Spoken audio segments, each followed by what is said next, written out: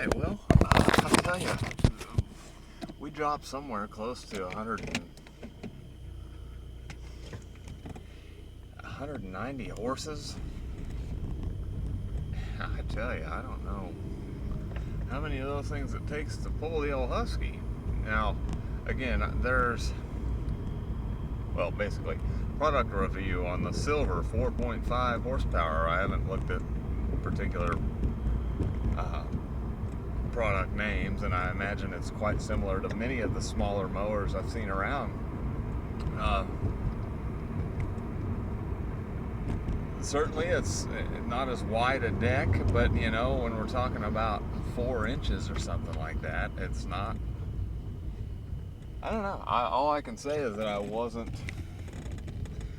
disappointed, and in many respects I felt it was a little bit more like a sports model versus your luxury sedan type thing, where you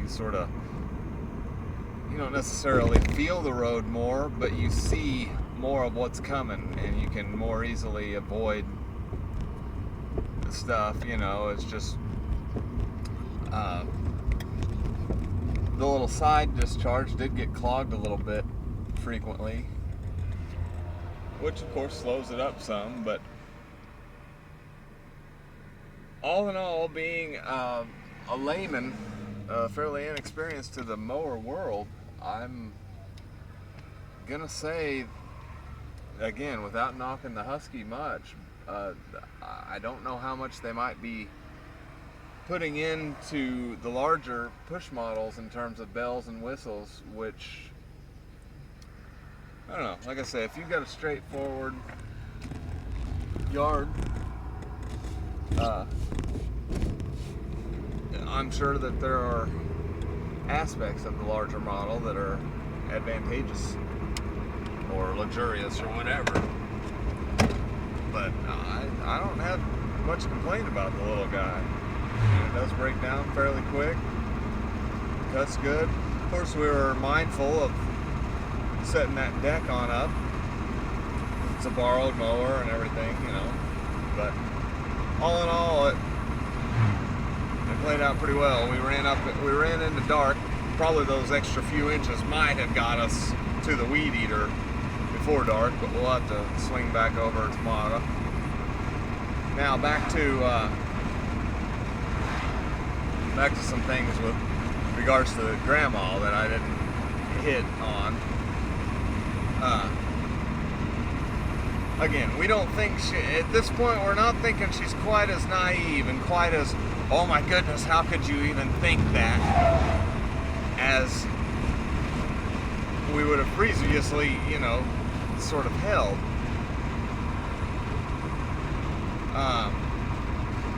That's just what people do. I haven't ever wanted for more than blah blah. I don't care what those people, And again, it's kind of aggravating, and that could lead to the aggravation. Some part of us knows she knows better, and she's trying to. Well, that's one thing I wanted to mention, is the naivety on her part could be thinking that we can return to naivety, that we can have an Android phone or an iPhone with so much to freaking do on it, so much in the way of drama to get into, perhaps, and that we can just lay all that down and take some crossword puzzles home with us, and that's going to keep us occupied, and like, it's a little bit annoying, because like, she thinks, or she says,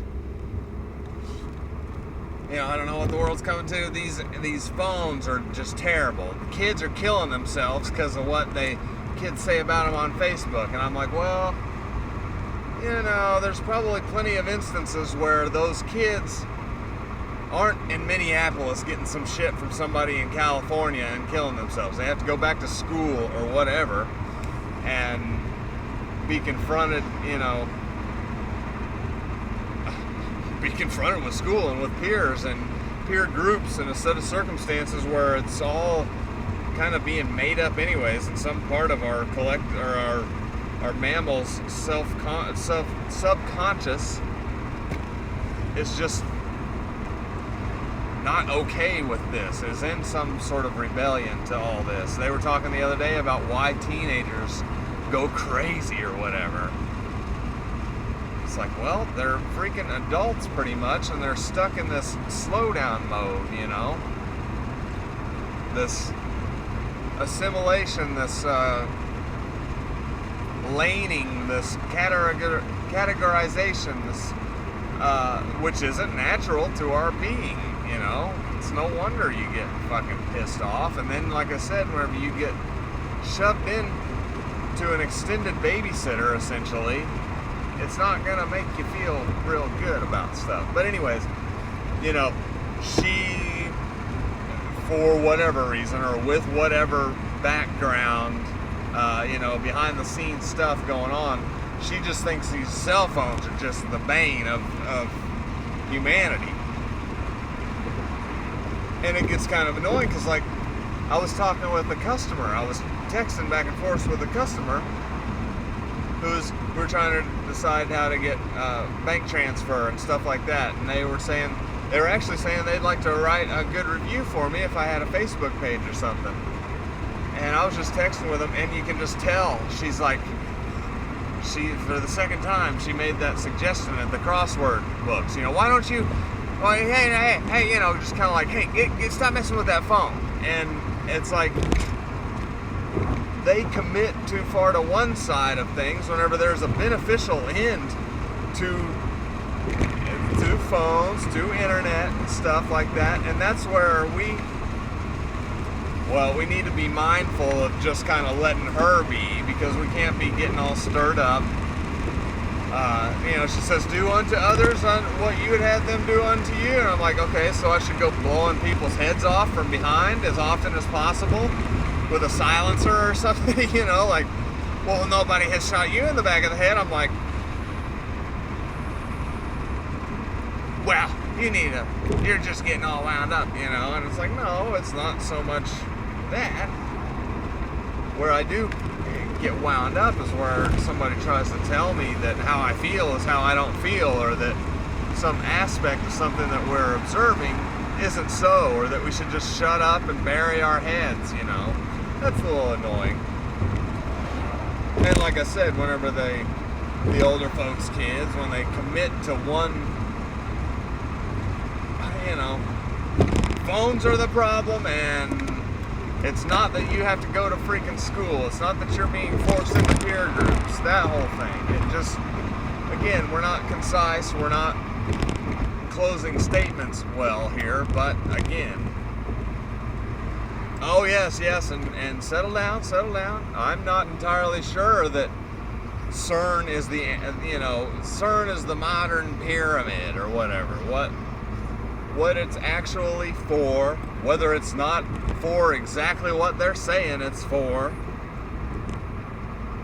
whether or not there isn't a knowledge already in place regarding anything that CERN could supposedly tell us, and that's more a matter of being able to reproduce it, or again, whether it's there to look like it's doing this thing, smashing stuff faster than anything else has been able to before, in order to observe black holes and concentrated energy in tiny spaces. Whether that's, you know, one aspect of it, but on the other side, it can do some other weird shit, like tell people, put words in people's mouths because you're around, and you'll get all fucking paranoid if they're saying some shit that sounds like some shit you were thinking or whatever, you know. Who knows? But yes, I think the wordplay is there. I don't know whether it's uncool to draw attention to the things we come across whenever we observe the wordplay. Probably there are plenty of incorrect and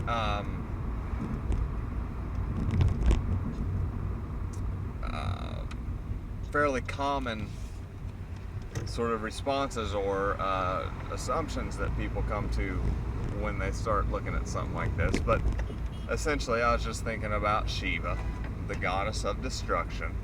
And of course, whenever you, or the god of destruction, I guess. I'm not real up on all the Hindu gods or any of the archetypes. But I know that they use a lot of that shit, that archetypal stuff, kids. And that destruction has kind of a bad connotation. It's kind of like we heard them talking about communism versus dictatorships. There's a connotation that we've become accustomed to. Because when I hear goddess of destruction, well, yeah, I think of something coming in and just fucking everything up. Whenever, and like I say, don't get too excited and don't think that it's all just fine and dandy, because we don't know that they don't have intentions of, of destructive implications. But whenever you contrast, which is something that maybe is something I can feel like I'm imparting here, when you contrast destruction with construction, deconstruction, we probably just really did actually dismantle their entire wordplay. Now, as for what the Hadron Collider is doing, we probably have to talk about it another 30 minutes and we'd figure it out. Then we'd all be stuck here without a freaking reason to believe in our job, or our school or whatever. So, just some stuff to think about. Certainly a different way to, it's just a little splash of something that can go in with your mindset and maybe produce a more balanced observation.